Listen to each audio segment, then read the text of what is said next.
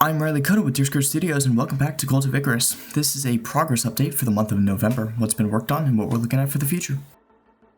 Before we start, the Cult of Icarus Discord is live. Please join so I am not alone. The first person to join automatically will get a Steam key for the game, and we'll have various giveaways for them up until and following release. Additionally, you can take part in playtesting, suggestions, discussion, and whatever else. You can even play the game I made before this as a tech demo for what I wanted to create, save state. Now on to Cult of Icarus.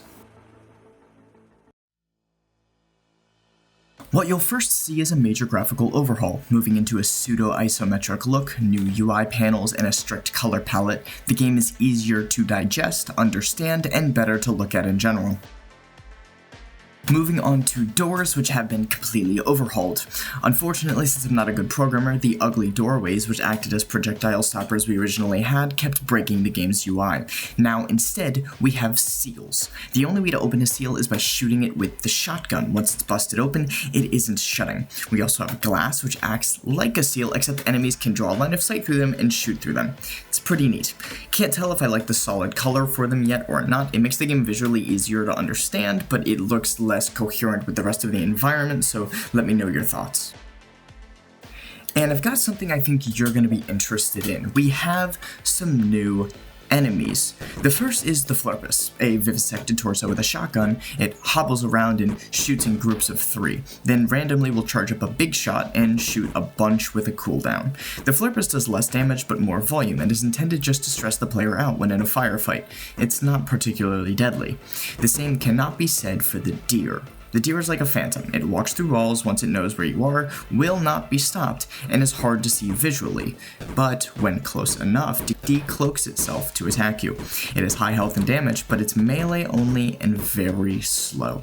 While the Giggles can be harvested for speed organs, the Deer can be harvested for damage soak organs, meaning it reduces the amount of damage you take by that %, which can be very helpful for surviving, even if just by percentages. When stacked together, you can become a difficult feat to take down. We also have some new conclave scenes in addition to some new levels, and more importantly, some flashbacks that really add to the